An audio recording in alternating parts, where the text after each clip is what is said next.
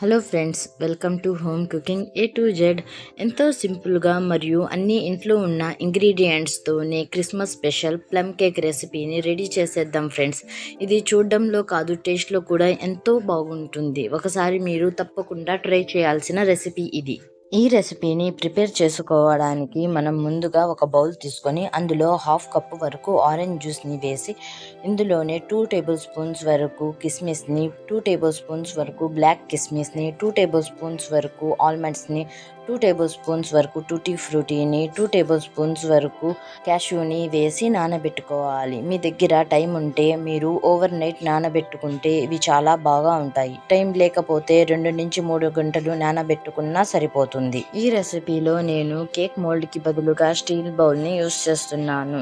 ఈ స్టీల్ బౌల్ని ఆయిల్తో గ్రీస్ చేసుకొని ఇందులో మైదాతో డస్ట్ చేసుకుంటే మనకి కేక్ మోల్డ్ అనేది రెడీ అవుతుంది. కేక్ బేక్ చేసుకోవడానికి మనం ఓవెన్కి బదులుగా గ్యాస్ మీద ఒక పెద్ద పాత్రను పెట్టుకొని అందులో స్టాండ్ని పెట్టుకొని కవర్ చేసి 10 to 15 మినిట్స్ వరకు ప్రీహీట్ చేసుకోవాలి. ఇప్పుడు ఒక మిక్సీ జార్లో 3/4 కప్పు వరకు చక్కెరని, 1 ఇంచు దాల్చిన చెక్కని, 1 లేదా 2 లవంగాలను వేసి మిక్సీ పట్టుకోవాలి. మిక్సీ పట్టుకున్న చక్కెరని ఒక పెద్ద బౌల్లో వేసి ఇందులోనే 1/3 కప్పు వరకు ఫ్రెష్ పెరుగుని వేసుకొని 1/4 కప్పు వరకు స్మెల్ లేని ఆయిల్ని వేసి అన్నిటినీ బాగా కలుపుకోవాలి. అన్నిటినీ బాగా కలుపుకున్న తర్వాత ఇందులోనే మనం 1/4 కప్పు వరకు రూమ్ టెంపరేచర్లో ఉన్న పాలని కూడా వేసి కలుపుకోవాలి.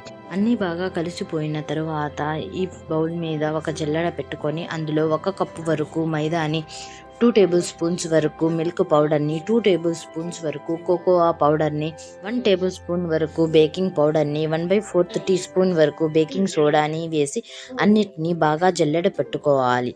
చివరిగా ఇందులో 1 చిటికెడు వరకు ఉప్పుని వేసి ఈ మిశ్రమాన్ని మనం కట్ అండ్ ఫోల్డ్ మెథడ్లో కలుపుకోవాలి. చాలా మంది ఈ రెసిపీలో వెనిలా ఎసెన్స్ని కూడా యాడ్ చేస్తారు, కానీ నేను ఇక్కడ వేయడం లేదు. ఎందుకంటే మనం వేసిన దాల్చిన చెక్క పొడి ఫ్లేవర్ అనేది చాలా బాగా వస్తుంది. మీరు వేసుకోవాలి అనుకుంటే 1 టీ స్పూన్ వరకు వెనిలా ఎసెన్స్ని కూడా యాడ్ చేసుకోవచ్చు. ఆరెంజ్ జ్యూస్లో నానబెట్టిన నట్స్ అనేవి ఆరెంజ్ జ్యూస్ని పీల్చుకొని చాలా బాగా పొంగాయి. నేను ఈ రెసిపీ కోసం 1 రోజు ముందే ఆరెంజ్ జ్యూస్ నట్స్ని నానబెట్టాను. మీరు 2-3 గంటల కోసం నానబెడితే ఆరెంజ్ జ్యూస్ అనేది మిగిలే ఛాన్సెస్ ఉంటుంది. ఆరెంజ్ జ్యూస్లో నట్స్ అనేవి ఎంతసేపు నానబెడితే కేక్ ఫ్లేవర్ అనేది అంత బాగా వస్తుంది.